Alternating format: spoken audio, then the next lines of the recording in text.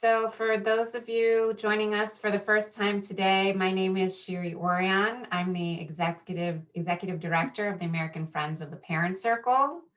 And for those of you who are new to the Parent Circle, we are a joint organization, joint Israeli and Palestinian organization made up of more than 600 bereaved Israeli and Palestinian families. Everyone who's a member of the Parent Circle has lost a loved one to the conflict and has chosen a path of reconciliation rather than revenge. And we operate educational and public awareness activities on the ground among Israelis and Palestinians to promote reconciliation. Just a little bit of housekeeping before we get into today's webinar. This webinar is being recorded. If you registered, you'll be able to receive a recording at the end.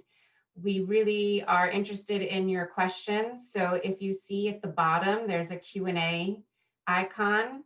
If you click on that and type in your questions, then we'll get to your questions pretty quickly. This isn't like a presentation and then questions and answers. So feel free to send in your questions as they come up, and I will relay them to our speakers today. We're here today to discuss the issue of access to vaccines among Israelis and Palestinians. As we probably all know here, that Israel has been lauded for its incredible rollout to the Israeli population of the vaccine. This isn't this isn't an issue that Parent Circle would normally take on. We're not a human rights organization. However, the issue has come up for us almost organically because we are a joint organization. So, for example, in our members' meeting just about more than a week ago, one of the Israeli members asked, "Well, what about the Palestinians? And what can we do to get the Palestinians access?" And then we sent out a letter, and I think to Prime Minister Netanyahu, requesting that Israel helps the Palestinians get access to the vaccine. And Robi will tell us more about that. And we've been in the media about this issue. And so this is an issue that's definitely affecting our organizations. And the fact of the matter is that the Palestinians are still not getting the vaccine. And this over the weekend, some of you may have seen that members of Congress have called out Israel on why Palestinians are not getting the vaccine. At the same time, many people are saying, why is it Israel's responsibility, right? The Palestinians have the PA, they have a healthcare system, they can take care of their own population. So we have a number of guests with us here today to help us make sense of all of this. Robi Damelin and Layla Alsheikh are both bereaved mothers who are members of the Parent Circle. Robi is Israeli. She lives in Jaffa. Layla is Palestinian. She lives in Bethlehem. Thank you both for joining us today. And then we certainly could not have made sense of this issue without our two guest speakers today. Mikhail Svard, thank you so much for joining us. Mikhail is a dedicated and renowned international human rights lawyer. He represents Palestinian and Israeli organizations and individuals on cases specifically connected to the occupation. And he's the author of The Wall and the Gate. Ron Goldstein is the executive director of Physicians for Human Rights Israel. He's a longtime colleague of mine. He's been the spokesperson of many human rights and other peace NGO organizations, and including the International Red Cross Committee. So thank you both for being with us today. I know that everybody here wants to hear what you have to say. I'm going to actually start with our own members, though, Robi and Layla. If you could just tell us both, obviously, Robi, you've had the vaccine, Layla, you have not had the vaccine, but also COVID has affected you both differently. So Layla, tell us a little bit about how COVID has impacted you and your family and your community, and also in the organization at the Parent Circle. Thank you so much for inviting us to speak about these important issues. My name is Layla Alsheikh, as she said. I'm from Bethlehem, and I lost my son in 2002. He was 6 months old because of the um, occupation. And now we face another big problem called COVID-19. And because of it, our life was changed and become upside down. Everything was changed. We locked down in our houses most of the time. The whole family most of the time at the house. Uh, the children couldn't go to their schools. Even me couldn't go to my work. And most of the time, I give lectures from my house.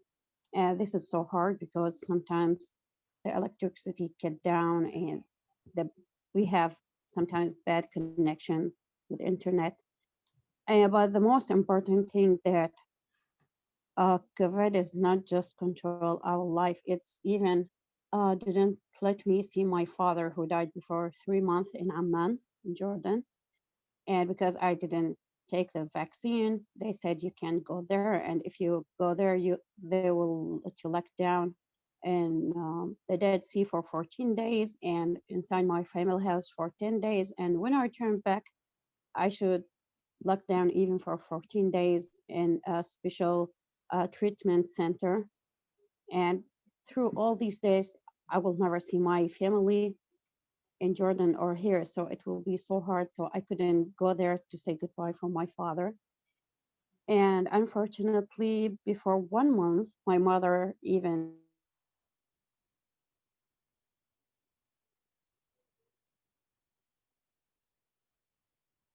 have COVID, go to see her. And that really affected me so much. That breaks my heart because my father was died. My mother's so sick and I couldn't do anything for both of them. And this is not the only case that happened here. We have more than 5 people who died in our village and some other who are in the intensive unit care. And that sometimes it's really so hard to believe that something like this happened and you can't get the vaccine because the Israeli government didn't want to cooperate with the Palestinian Authority about this and help the Palestinian to have the vaccine. And you know how much this is important. We are here in Palestine, 5 million people. Inside Israel, there are more than 9 million people, but maybe the whole Israel take the vaccine. But until now, no one of the Palestinians get any shot. So this is really hard to believe sometimes when you think about it. And I have maybe numbers about the people who were infected or recovered or even died, and it's a very, very high numbers. Maybe I will speak about it after my friend and my sister Robi want to say what she want to say. Thank you so much. Thanks, Layla. Robi, you've been I kind of vaccinated. came to this webinar with such conflicting thoughts in my mind. I'm such a privileged person. I already had 2 vaccinations and I feel guilty. Should I have done this? Because maybe taking a stand and saying, I will not until you give my fellow members of the parent circle in Palestine a vaccination. How can I, in all conscience, do what I did? And so there is a sense of guilt. We go onto a Zoom and I look at friends my age. For God's sake, 16-year-old kids now can go and get vaccinations, and 80-year-old women in Palestine who I've known for so many years can't. This is morally disgusting and wrong, and I'm sure you will get all the legal reasons why not. But as human beings, we have no right to do what we're doing. And I thought that the Jewish nation was supposed to bring light. Well, this is a very dim light. And I remember listening to Mikhail, and he said, am I my brother's keeper? And I think I am. But on the other hand, if you look at how stupid this whole thing is, to give the settlers vaccinations and their immediate neighbors are Palestinian, from a pragmatic point of view, would you send your son to Rami Levy, which is a supermarket in the West Bank, where both Palestinians and Israelis buy food, would you send them there? I mean, does that make any sense that you will have the vaccination, but not your immediate neighbor? That is disgusting. And so I'm here, and I wish I could tell you what it's like. The sense of privilege of being able to have access to food, to electricity, to everything that I need. So yes, I'm privileged, but my heart breaks for my fellow men. Thank you. Robi, the parent circle wrote a letter to Prime Minister Netanyahu demanding that he help the Palestinians get access to the vaccine. And since then, you've been interviewed a number of times in the media. What have you been coming up against? Well, the media like to put somebody who doesn't agree with you. Unfortunately, I'd watched the webinars of these two gentlemen twice, so I had arguments. But my arguments much more came from a humane point of view. And listening to this ridiculous idea that a 16-year-old Israeli kid should get a vaccination before a 70-year-old, and all the arguments that came up. And so we wrote a letter to Netanyahu, which of course we never had any reply. It's only to shake up the media so that they would invite us so that we could say something, because the parent circle cannot stay quiet in a situation like this, even though this is not the normal work that we do, but this is inhumane, and this is what we have to learn. Thank you. Ron, I'm going to ask you now to tell us a little bit about, and Layla, please add about what the COVID situation is in the West Bank and Gaza. What are the numbers like? What's being done to prevent COVID? And where do things stand in terms of getting the vaccine? There's been a lot of conflicting messages. Thank you, Shiri, Robi, and Layla, and thank you very much for inviting me to speak. I know the parent circle, I think, since more or less when Shiri joined, a bit after her, and I feel privileged to be here, actually. Thank you very much. Actually, it's a story. It's not in, maybe the numbers don't tell the real story in this case, because the number in the West Bank and in Gaza, it's not the catastrophe that you see all over the world in terms of numbers. I think it's maybe the Gaza, for example, is the only place when you take the unemployment in Gaza, which is now around 50% unemployment, and the COVID didn't really had a tremendous effect about the unemployment. So when you talk about the COVID in the West Bank and Gaza, it's not the numbers who are telling the stories, it's the real situation on ground. Is how for example, in Gaza, the authorities try to enforce the restrictions, and how hard it was because people had to go to work and find a job. And in one case, the police entered to a house where people were supposed to be in a quarantine, and they find out that there is a hole in the wall because people left to find a work, to find a job. And in the West Bank, people are coming, for example, from Israel to work or to do shopping or see doctors, go to dentists in the West Bank, and the authorities don't stop them. Although in Gaza now the situation is a bit different because the authorities are putting much more restrictions and there is a closure during the weekend, like in the West Bank. And the numbers in the Gaza are going down, also in the West Bank are going down. But as I said, it's not the real story, the numbers, because, for example, in the West Bank, people don't really go to do tests. So in the last 2 weeks, you see the numbers going down, but also much less people are going to do tests. So it doesn't really tell the story. The main story, I think, is to understand what Mikhail is going to tell you probably after is about the obligation, the legal obligation, but I want to talk about the health situation in the Gaza and West Bank and East Jerusalem, because if it was a normal situation, it was a one unit. So obviously the resources were split or divided equally between, or according to their needs, between West Bank, Gaza, and is Jerusalem. But apparently, if you are a patient in Gaza and you need to see a doctor or need a surgery and this treatment, it's not actually available in Gaza, you were supposed to be able and go to the, to the West Bank or East Jerusalem to see a second opinion. But in aim to do that, you need first a coverage from the PA for the treatment or even to Israel. But if you need to do that, what I mean is that you need to get a permit from Israel. So you can't go and see a doctor in the West Bank or in Jerusalem. When you talk about the vaccines, it's even more ridiculous because East Jerusalem hospitals, they are under official authority of Israel, and they have vaccines. On regular day, Palestinians from the West Bank go and get treatment in East Jerusalem hospitals, but they don't get the vaccines in East Jerusalem because they're Palestinians and not residents of Israel. So the whole situation, it's total, bizarre. Yeah. Another, and when we write to the Israeli authorities about, exactly what like you did, and we want to get more real information, what about the vaccines? The answers are, we cannot really share with you the information because it will harm Israel foreign relations.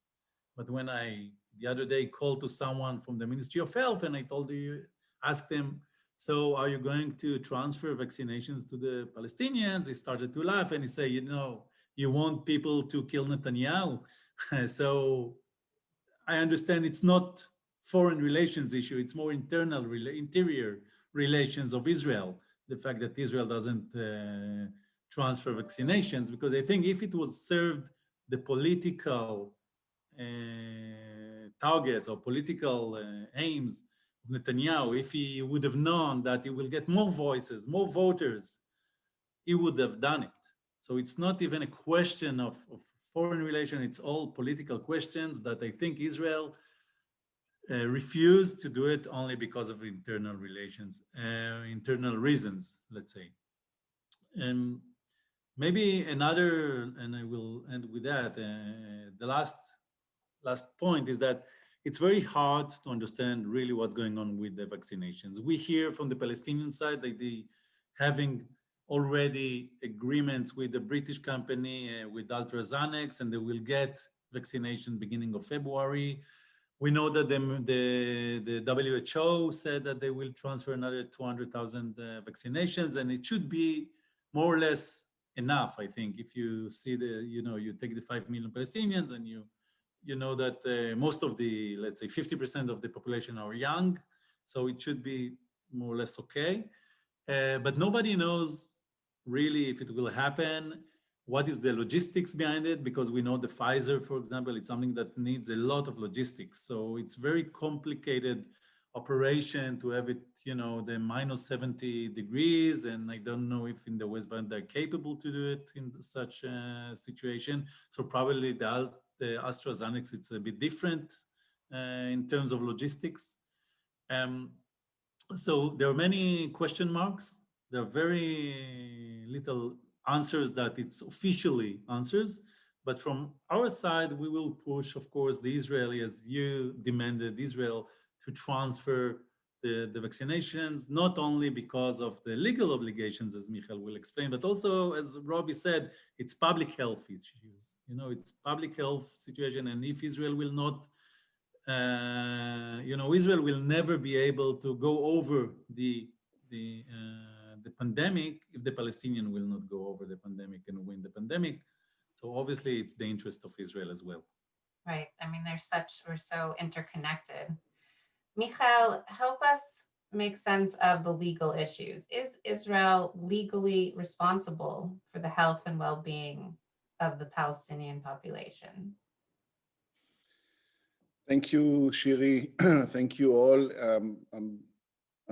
Really am very happy to be here with the Parent Circle, an organization that I admire and support for many years. And whenever you call me, I'm there. I'm really honored to be here. And I think this is a very important topic. So, to your question, Shiri, the short answer is yes. And the long answer is absolutely yes. The explanation is quite simple. It starts and ends with a very simple fact, a legal fact, and that is that Palestine is under occupation, under Israeli occupation. And since it is under occupation, it means that it cannot exercise, Palestine and the Palestinian government, the PA government, the Palestinian people cannot exercise any form of sovereignty. And when they do not have independence, then the responsibility lies with the power that does exercise effective control over the territory and over the people. It's very simple. For those of you who are listening in and watching, who have kids, adolescent kids, they constantly want more independence. And you always tell them, well, with independence comes responsibility. Why? Because when you have independence, that means that you can decide things. You can structure your own plans, policies, and carry them out. When the Israeli public decides what the priorities of our budget is, whether it's for education or for health, whether it is to plan, maybe in a decade's time, there'll be an earthquake and we need to plan and be ready for it. We can do all that because we're a sovereign state and we have the powers to engage in foreign relations, to strike deals with pharmaceutical companies, with international organizations, with international actors. We have the ability to control our own territory. The Palestinians do not have all of this. They are under occupation. If someone in the Palestinian government 10 years ago, a decade ago, would decide that there is a danger, maybe a pandemic will strike, and we need to do many things in order to be ready for it, there was nothing that they could do to carry out whatever plans they would think of, because they are under occupation. And the laws, the international laws of occupation, realize that.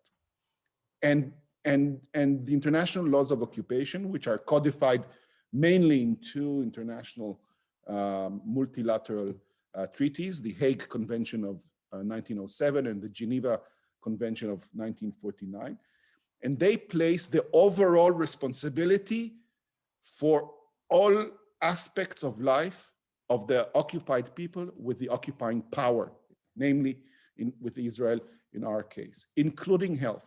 Let me read out to you Article 56 of the Fourth Geneva Convention, which discusses military occupations. And Article 56 discusses specifically responsibility for the health of the occupied people.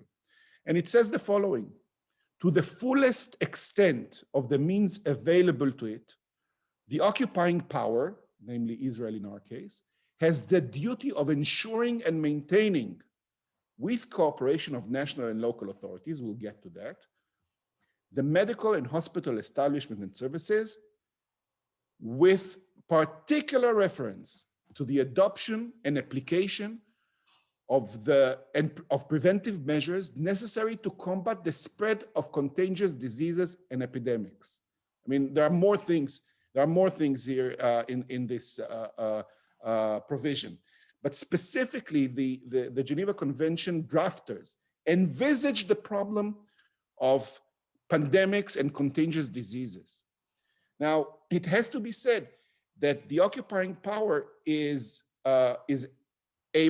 is okay for it to allow or to assist local institutions to carry out the actual day-to-day health provision of health services. It doesn't have to be directly the soldiers or the manpower of the person power of the occupying power that does that.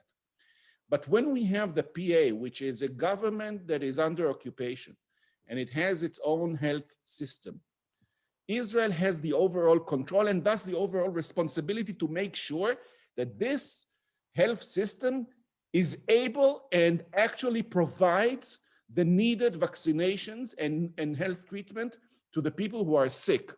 and to the people who are healthy, provides the vaccinations. If the PA fails or is unable to do that, then Israel has to do it itself. It's as simple as that. Now, these are all legal matters, and the obligation is clear, and the obligation stems out of the inability of the occupied people to take care of themselves because the occupying power is there and restricts their liberty and freedom to choose how to conduct their affairs. So if the occupying power does not do it and does not make sure that the local authorities do it, what we have are exactly what Layla has just told us about. We have millions of people who are completely abandoned, who are deserted, who cannot take care of themselves, and no one cares for them. This is an unacceptable, and let's put law aside. Morally speaking, how can we justify that? Think of a scenario in which there is Palestinians are hungry for bread. Who will take care of them, of that famine? Israel is the only power that has the responsibility, the obligation to do that, because we are the ones who control their lives, every aspect of it. When we talk about the West Bank, it is, of course, easy and everyone understands that.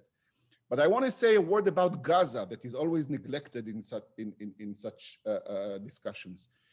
Israel does not have a permanent land presence in Gaza. But apart from that, it has all the features of a military occupation. We control the airspace of Gaza, we control the seafront, we control who enters, and we control the land borders, except one, that is Egypt, but we have huge impact on what happens on that front because we have an agreement with the Egyptians, the crossing agreement. We control who comes in and who goes out, which goods get in, which goods get out of Gaza. We control the energy supply to Gaza. We control the population registry in Gaza. People are not allowed to be born or to die in Gaza without Israel's consent. And so Gaza is under occupation, in some ways even more cruel occupation than that of the West Bank. It's an occupation coupled with a siege, a 13-year-old siege. And Gazan authorities have no chance of taking care of their own people. No chance whatsoever without Israel doing its share. So, Robi quoted me quoting the Bible saying, the evil of mankind began with the question, am I my brother's keeper? Am I my sister's keeper? And this is the beginning of evil, because once you ask that question, that means that the most fundamental solidarity that you should have is gone. And in this case, Israel, all this talk and all this internal disputes which Ran described just show how down into the pit we fell, how deteriorated our sense of morality has become. I'll stop here because I can talk forever, but that's. No, but I think you've really shed a lot of light on what, the legal responsibilities of Israel and clarified that a lot for us. A lot of questions are coming in, and this is also something that I wanted to pose to you both. Ron, maybe you can help us with this. People are asking about what's the PA's responsibility, right? What are they capable of? What is their responsibility? What are they planning to do? There have been a lot of conflicting messages. So you talked about this cooperation, Mikhail, between Israel and the PA. What is the PA capable of? What's their responsibility for the well-being of the Palestinian population? And I think maybe Layla wanted to add something too. So Ron first. Yeah, could I? Okay. First, the PA is very, very, I think let's say the resources of the PA is very limited. Obviously, they will be, I think, with the help of the international community and resources from abroad to buy vaccinations. But I saw someone ask also about the ability to get the vaccination. So even if they buy, Israel should allow it to enter. Like they will not be able to just buy it. They need Israel to give a permit to the Palestinians to get the vaccinations. I don't think Israel will prevent it, of course. I don't think they will hold it, but at least this is what I was told by the Ministry of Health, that if when in the minute they will have the vaccinations in the way, they will allow it to go in, of course. But I don't think the PA, especially not even, the situation in Gaza, are really able to do it by themselves, especially when if it's Pfizer and the logistics is very complicated. I do think the PA have responsibility, and I also have criticism about the way they are handling the situation. We say it also publicly sometimes, and I don't think always that, the PA sometimes want to see that also understand it. They want to be, no, we will not ask Israel to do it because we are independent. In the end, I know they don't need to ask Israel. The obligation of Israel is clear and they need to initiate it. But it's not a question of respect. It's a question of life of people. So the PA can say, we cannot deal with the situation because we cannot really buy all this vaccination by ourselves. Another point which is important to remember, the budget of the PA, almost 50% of it, or maybe 40% of it, Israel is the one who collect the taxes for the PA, and Israel is responsible to transfer the money, and they withdraw some money from it. They withdraw, for example, the treatment in Israeli hospitals. They withdraw from the taxes. Sometimes they punish the PA in different ways. We saw it in the last years, and they also take the money. They withdraw from the tax money of the Palestinians. So all those issues, and with the full control, I think the PA cannot deal it with themselves. Obviously, they need the international community. The World Health Organization is deeply involved on every day with the situation, and other organizations as well. So what are they planning? What's on the agenda right now? What vaccines are they planning to get? So as I mentioned, they're planning to get the AstraZeneca vaccines, the British ones, hopefully in the beginning of February, 2 million. This is what they purchased, as far as I know. Probably the WHO will transfer another 200,000 vaccines, and also I know they supposed to get the 5,000 vaccines from the Russians. Nobody knows if it's arrived or not, and conflict messages. But this is all information. I can tell you that this is what we hear and we get. It's not official anywhere. It's not something that you can see any. And we also know that they started to talk to make the priority lists about the medical teams first, and then also probably the population above 60 years old. So they are preparing the operation, but nobody knows when the vaccines really will come. Or maybe none of that includes vaccines from Israel right now. Right now, no. Not officially. We know about 100 to 200 vaccines that Israel transferred, which is obviously nothing, and I don't know who got it. Or I saw publications about that Abu Mazen received it. There are rumors about 1.5 million vaccines, the Russians won, that Hadassah hospitals bought. There are many rumors which vaccines will go to the Palestinians, and nothing official. Layla, did you want to add something? Yeah, I want to say that maybe most of the people didn't know how the situation here. We have a Palestinian authority, but we are authority under the Israeli authority. So the Israeli government or the Israeli authority controlling everything, the borders, the water, the electricity, everything. Even like an example, if Abu Mazen want to go from Ramallah to Jerusalem, he need a permission. He can't go freely from place to place. So I think Israel must stop ignoring the international obligations that because it's the power of occupation and according that it's control everything. So they should immediately provide the vaccine for every Palestinian, as the international law said. And as I know that the Palestinian Authority will obtain the Pfizer vaccine through the COVAX Foundation, which is interesting to providing the vaccine to low-income countries.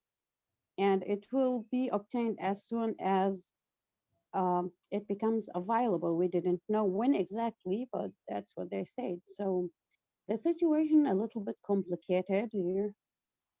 So we're still waiting, and we didn't know when this will happen. Yeah. Thank you. Yeah.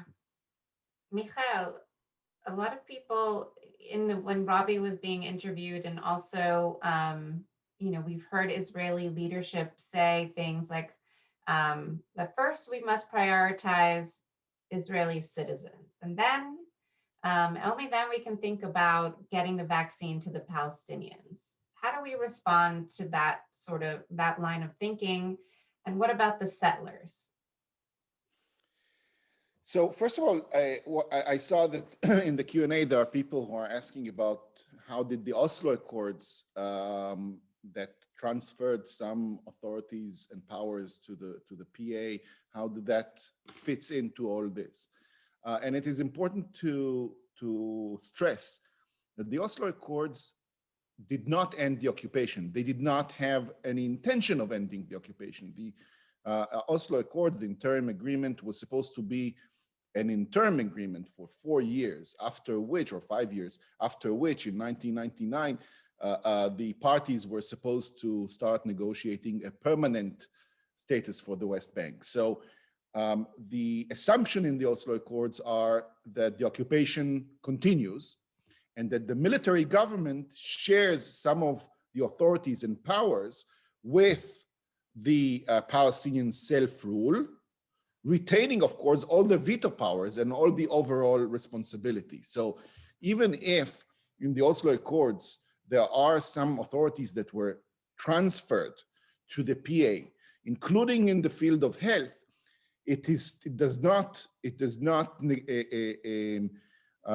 release Israel from its overall responsibility, because it retains the overall control. And in fact, on a daily basis, Israel vetoes decisions by the PA. Now, the relationship between a state and its nationals, its citizens, is not the same as the relationship between a state and its subjects that are not their nationals. And so I would not say that Israel has to provide exactly the same treatment, exactly the same health service to the Palestinians it occupies, exactly as the treatment it provides Israelis in Israel. It is allowed to provide Israelis in Israel a higher health service than is the minimum that is required by international human rights law. But Palestinians must receive that minimum. They must receive, and that minimum definitely includes vaccination in times of a raging pandemic. This I cannot say about the different treatment Israel gives the settlers and the Palestinians, because the settlers do not live in Israel. They live in Palestine. And within Palestine, Israel cannot discriminate between people. It is unacceptable that Layla, that lives in Bethlehem, cannot go to the nearby clinic and get a vaccination this evening, and her neighbors in the settlement of Gilo, few kilometers from where Layla is right now, are able to do that. This is a clear manifestation of apartheid, of the international crime of apartheid, because people receive different treatment and different laws apply to them according to their national origin. And I want to say that for those of you who are old enough to remember the first Gulf War in 1991, when Saddam Hussein's Iraq was firing missiles on Israel. And there was a scare that maybe those missiles will contain chemical weapon. And the Israelis were all given masks, gas masks, to be ready for that possibility. And at a certain point, the Israeli authorities began providing gas masks to settlers in the West Bank. And there was a petition that was filed to the High Court saying you cannot provide masks to settlers and not provide them to Palestinians who live very close by. The chemical weapon would not discriminate between those two. So you cannot discriminate between those two. And it took 5 minutes to the then Israeli High Court to issue an order obliging the State of Israel to provide masks to Palestinians in the West Bank. I wonder if our high courts of today would do the same. Unfortunately, I cannot say for sure that it will. But this is exactly the same situation. We have an external threat that threatens life and limb and health, and we provide immunity, not ammunition, the opposite. We provide a shield only to those who have a Jewish mother. That is completely unacceptable. So while Israelis in Israel may be given a health service that is higher than the minimum that every government is obliged by international human rights law to provide its subjects, there cannot be any excuse for providing different service to settlers and to Palestinians.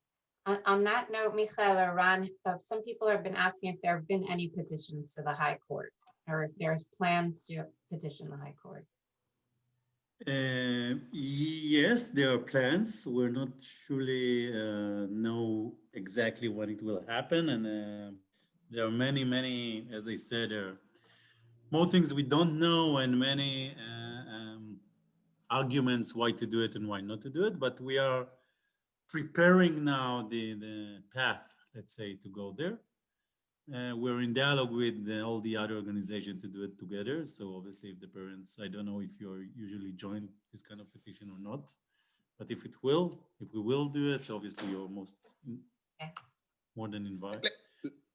Let me jump in just to say that there is one complication with such a petition, not a legal one, and that is the PA.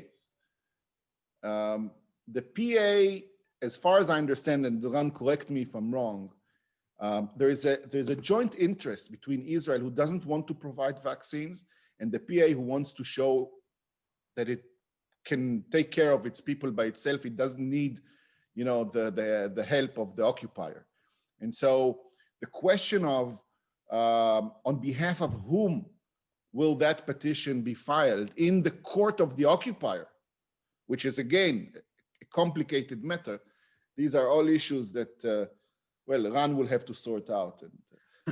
But it's not only that, it's also the public atmosphere, let's say, because we know the petition that submitted by the Goldstein family demanding Israel not to do it. So if there will be a petition demanding to do it, and Israel, let's say that we know that some people in the Ministry of Health think Israel should do it. Also in the Ministry of Defense, probably, some people want to do it. And then there will be a lot of political pressure from the other side not to do it. As we know, it's a political game, unfortunately, and not a human rights issue, according to the Israelis. So, it's a big question, and we also discuss it with our Palestinian partners to sort it out. So, I think we should, but this is my own opinion, and I'm not the only. Although I'm the executive director, I'm not the only one who make the decisions. So. You mentioned the Goldstein family, and I think Robi wanted to say something in response to that. Robi, maybe not everybody knows who the Goldstein family is. Yeah, well, they lost a son in the Gaza war and have been fighting to get the return of his body ever since. And so they went to court to see, they believe in collective punishment apparently, or human rights only on one side. Because what they are saying is until Gaza will give back the bodies, the whole of the Gaza nation will have to suffer and will not have a vaccine. I think that is appalling. And I saw a question about what can you do? We always get asked that question, and I'm thinking to myself that shaming might be the answer here, because Israel got all this remarkable publicity for in giving everybody vaccines. But if you would go to your congressperson, and I think the atmosphere would be much better now, and try to shame Israel into doing this. I cannot believe that I'm actually saying this, but it's so evil what is happening.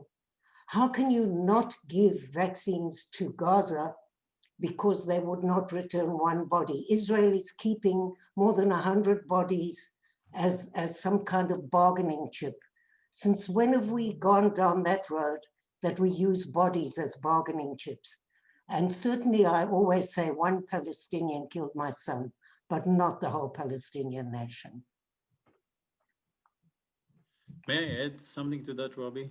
Thank you for that, and I totally agree with you. However, I met the Goldstein family a month ago, or month and a half after we had a very vocal discussion in the one of the committees of the Knesset, and she called me a war crime, like someone who do war crimes because I'm not demanding the same, to return the body. And I understand them, of course. I understand why they want it's a humanitarian ask as well, a humanitarian ask that the family makes, and it's Hamas obligations to give the body back. This is not question at all. There is no, it's not a question, like for me, the vaccination, but you cannot, there is no connection between their humanitarian I'm ask sorry, and Ron. this. Human rights do not only work from one side. It No, works I from both agree. sides. And we I cannot totally do agree, but I'm collective saying what they are punishment demanding, to a I'm whole just, nation because of one body, as hard as it is for me to say that. And I too met Mrs. Golden, who made all the right noises and actually wanted me to appear on a platform with her. And I was very taken with what she said, but something intuitively told me that this is not to be done. And it would appear that I was right. No, I agree with you. I'm just saying that what they're doing, it's more a public campaign. They're trying to, and in Israel, it's very easy to do such a public campaign because they're trying to relate any activity. We have medical delegations which enter Gaza every month, almost every month, with doctors and surgeons, and we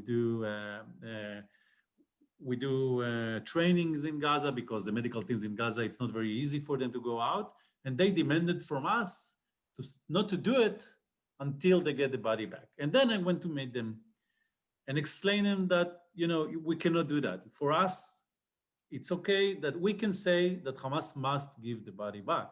It's obviously it's obligation as well according to international humanitarian law, but also there is occupation, and Israel obligation is to provide, the exactly, we do things that we think Israel should do, or end the closure and relieve the closure from Gaza. This is something that obviously it's obligation of the Israeli side. So you cannot relate their demands to any other thing. But the public atmosphere in Israel, this is exactly, and it goes back to what Mikhail says. I think one of the reasons why people hesitate with this kind of petition is because we understand it will be very hard publicly to defeat it. With the Israeli media nowadays, with the elections are coming, always elections are coming in Israel in the last 2 years, but it will be very hard publicly to do it. And 100% we don't have, I agree with you, Robi, more than 100%, but it's also important to say sometimes that they deserve to get, I don't need to tell it to you or this group, obviously. Nobody knows better than I how painful it must be for Mrs. Golden to stand next to a grave on Memorial Day and know that there isn't anybody there. Nobody knows more than me about that pain, and I've written about it several times. But she's not the only one. There are 2 alive people there, and there's another body, and it should be returned. Everybody should be returned. But human rights have to work from both sides, not from one. And I don't believe in But this is, punishment. sorry, Shiri, but this is exactly, human rights must work for both sides, but also it's, there is no process, adadiyut, Reciprocity. reciprocity. The fact that one side is not doing his obligation doesn't mean the other side can, just. Reciprocal is the word. I think what we're seeing, I mean, from in all of these perspectives, is that the vaccination is being used as a political football, right? Whether it's the PA or Israel or a family or a public campaign, the vaccination is not being pushed forward as a public health and human rights issue, but a political football. There's a lot of questions coming in. I want to try and get them to as many as possible. I'm going to try and condense. People have questions about the Palestinians living in different areas. So there's questions about if there's a differentiation between Palestinians living in areas A, B, and C, if there's a difference between Israel's responsibility to vaccinate Palestinians within the Green Line, Palestinian citizens of Israel. And also there's a question about Palestinian prisoners. So, and Palestinians living in East Jerusalem. Who wants to take that? Mikhail, Ron? Palestinians who live within the borders of the state of Israel, including the unlawfully annexed East Jerusalem and the Golan Heights, are all being provided vaccines by the government of Israel. So they are all have been elevated to the class A of the Jewish Israelis. Was there any other? A, B, and C, there's absolutely no difference between A, B, and C. Even though Israel has complete not only security control over area C and B, but also civil control over area A, over area C. The Palestinian health system is responsible for providing health services to Palestinians wherever they live in Gaza or the West Bank. And for the prisoners? The prisoners. Prisoners. Maybe you'll answer the prisoners. So we succeed in our petition. Here it was an easy petition, I think, to the High Court, and the Israel Prison Service started to do vaccination to all prisoners beginning of last week, I think, or actually this week they did it. And more than 70 or 73% already got the vaccines, Israeli and Palestinians. We are now monitoring if there were any, they tried to put more pressure on some people to do the vaccine actually, but everyone is getting the vaccination. Great. And I think we just have a couple of minutes left. I mean, there's so many questions. A lot of people are asking around, like, why doesn't Israel sort of get it from a PR perspective, from a, public health perspective? Don't they understand that, like, there's, herd immunity, that it makes sense to vaccinate the Palestinians? Why doesn't Israel get it? Shiri, for years, the Israeli public has got accustomed that it can get away with getting only the riches of the land that it occupies and not bear the burden. I mean, we go every several years on a huge rampant attack on Gaza, destroy everything there, and then the international community signs the check for restoring the damage that we've caused. I heard Layla talk about the PA buying the vaccines through this international effort to help low-income countries. Again, Israel, you know, we dig quarries, we take natural resources from the West Bank, we steal it, we take it from the ground and sell it and make profit out of it. But when it comes to the health of the people that we take, their collective property from, it's the international community that pays for it. For years, Israelis have been incited against Palestinians, and the racist sentiment has grown more and more.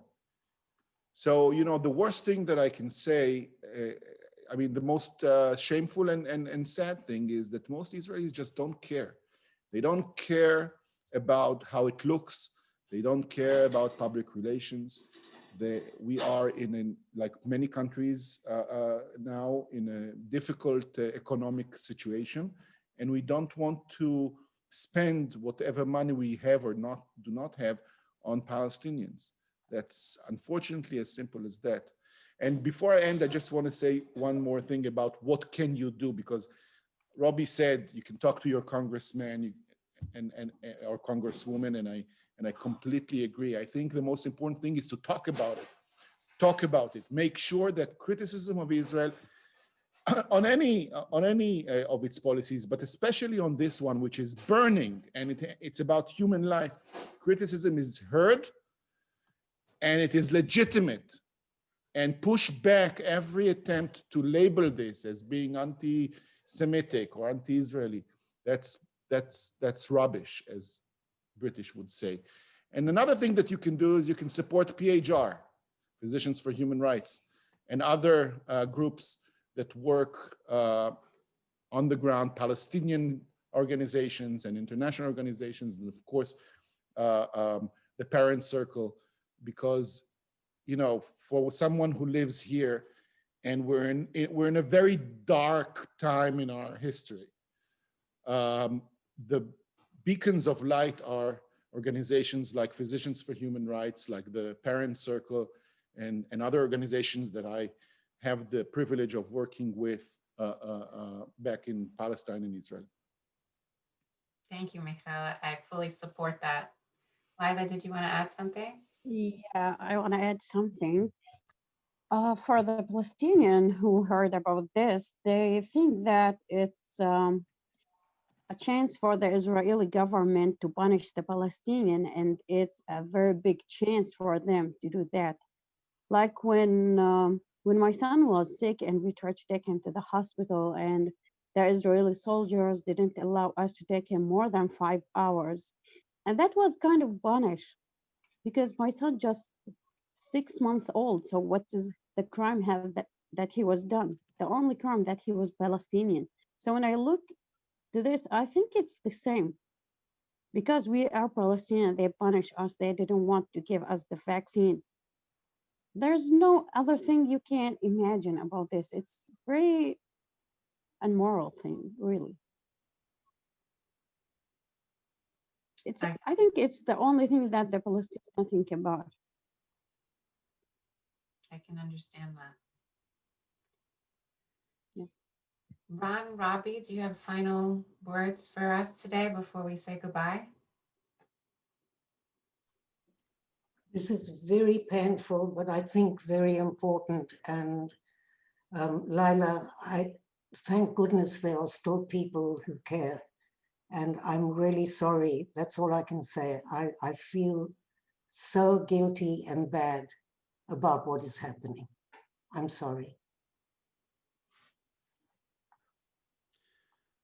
I just, you know, would say that I'll try to give some hope, because I know that sooner or later there will be vaccination in the Palestinian. It should have been much earlier. It should have been when I got it. And you know, at least 2 of the 3 people who live in Israel from this group already got 2 vaccinations, and almost 2 million Palestinians already, Israelis got at least one, 2.5 million Israelis got at least one vaccinations. And it should be, it could have been much different. It could have been different. And I think every statement now, every person who speak about it, it will hopefully the next time will be better.